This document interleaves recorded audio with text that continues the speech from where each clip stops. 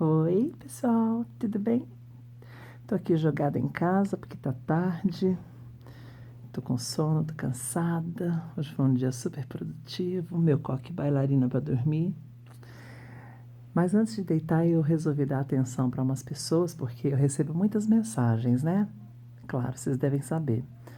E aí, o tempo que eu tenho, eu sempre dou atenção, faço questão de responder pessoalmente. E antes de dormir, eu resolvi gravar esse vídeo, aproveitando que eu tô num momento de tranquilidade, maridão dormindo, porque eu quero dar uma resposta para um menino. Não vou citar o nome dele para não expor ninguém, tá? Mas ele me mandou uma mensagem dizendo que ele tem 14 anos e não sabe como se assumir para os pais. Qual é meu conselho? E eu só estou gravando esse vídeo porque, como ele, há milhares de meninos e meninas querendo se assumir homossexuais ou transexuais, né, nessa idade, não sabe nem por onde começar. É uma situação tão complexa, né, gente? Na verdade, não há um conselho que seja um caminho certeiro, porque eu não sou dona da verdade, cada família é uma família, cada caso é um caso e isso tem que ser analisado separadamente. Mas tem coisas que a gente pode falar e que serve para todo mundo, são coisas mais universais, que cabem em qualquer família, né? Bom, eu me assumi aos 18 anos, né? Eu já contei essa história algumas vezes. Depois de ser praticamente apedrejada, praticamente não, fui apedrejada no bairro que eu morava por intolerância, né? Imagina, naquela época, eu tenho 45, naquela época, 18 anos, as coisas eram bem diferentes do que são hoje. Mas nas periferias ainda acontece muita coisa, né, que a gente às vezes nem fica sabendo. Muitas agressões, muitas piadas, e tudo isso vai machucando, né? Bom, tudo isso tem que ser analisado, né? O contexto em que você está inserido, quem é a sua família, qual é a formação dos seus pais, como eles se prepararam para ter você. A maioria dos nossos pais e mães, quando vão ter filhos, não contam com isso, né? Só pensa que vai ter um filho, um menino, e que vai ser um homem hétero, ou uma menina que vai ser uma mulher, dona de casa, que vai dar netos, né? Isso é um grande erro. Acho que o erro já começa por aí. A gente, quando vai pôr filho no mundo, a gente tem que estar preparado para tudo. Tem crianças que nascem heterossexuais, tem crianças que nascem homossexuais ou transexuais, tanto homem como mulher, né? E aí os pais, por falta de preparo, não sabem como lidar com a situação, muitas vezes desprezam os filhos.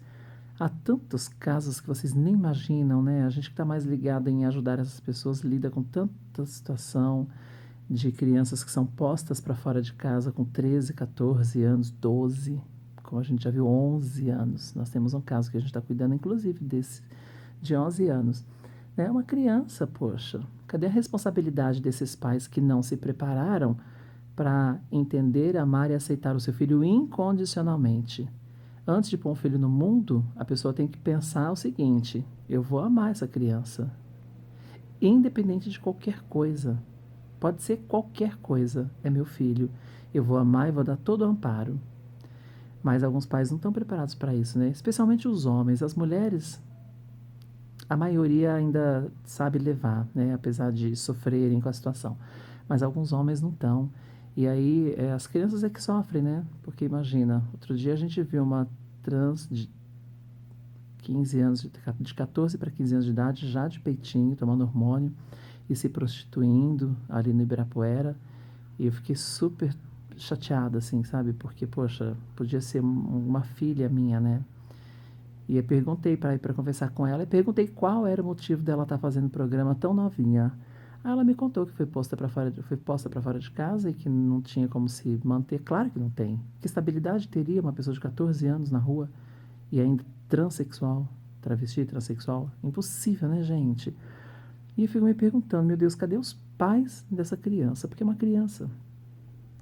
E como ela, há milhares de casos. Né? O ruim do nosso tipo de preconceito é isso, né? Eu sempre digo que negro sofre preconceito, mas não é posto para fora de casa porque é negro. Mas com a gente é bem diferente, né? Sem contar as surras que os meninos levam para virarem homens. Tudo isso vai doendo, vai machucando e vai construindo um ser humano muitas vezes revoltado com os pais, com a família, com a sociedade, amargo, violento, né? Por pura revolta mesmo pela criação. Agora, eu vou te falar uma coisa, se você quer assumir mesmo com tão pouca idade, né, é duro, a gente vive numa sociedade que a gente infelizmente tem que ficar dentro do armário o máximo de tempo que a gente conseguir até ter estabilidade, para depois se assumir. Mas algumas coisas você pode seguir aí o meu conselho que vai dar certo. Primeira coisa, se você quer respeito, você tem que dar respeito. Se você quer tolerância, você tem que tolerar, né? Você não pode exigir dos seus pais que te respeitem se você não respeita eles. Você não pode exigir dos seus pais que te tolerem se você também não tolera eles. Então é muito complicado, né? Eu acho que isso pode partir de você. Muitas vezes o amor, o perdão, a compreensão vem da parte ofendida e não da parte que ofende, porque a gente tem que dar um exemplo. Então você tem que ter toda a paciência do mundo com seus pais e aos poucos ir demonstrando para eles que ser gay ou ser trans e todas essas coisas está em segundo plano. Antes disso, vem tantas outras coisas. Né? Por exemplo, eu sou uma transexual, mas eu consegui mostrar para os meus pais que antes de ser transexual, eu era uma ótima filha, super estudiosa, super batalhadora, trabalhei a vida inteira, ajudei meus pais, dei uma casa de presente para eles, tratei com amor, com carinho, com respeito, esperei eles entenderem o que era isso, fui mostrando que não era um bicho de sete cabeças, eles foram aos poucos compreendendo, fiz isso com os meus filhos também, e aí depois com calma, com paciência, eu fui lá e fiz a minha transição, né? E hoje eu sou uma menina. E me acho tão bonita, tô tão feliz, vocês não têm noção disso. Principalmente porque eu soube respeitar o tempo da minha família.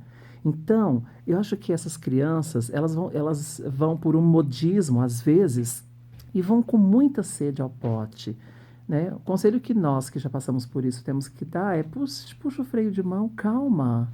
Você vai ter todo o tempo do mundo para ser o que você quiser. Né? Antes você tem que se preocupar em estudar, em ser uma pessoa bem-sucedida, em ter um bom emprego, ter independência financeira, né? Ajudar seus pais, ajudar eles, inclusive, a compreender o que é isso. Então, vai se informar, vai estudar o caso para que você tenha respaldo na hora de conversar com eles. Quanto mais você demonstrar intolerância e revolta, mais você vai aguçar na sua família o descaso, o preconceito, a raiva, né? A gente às vezes não sabe se portar. Então, foca a sua vida no que você tem que conquistar. Deixa para fazer essas coisas um pouquinho depois, se a sua família for uma família um pouco difícil de entender.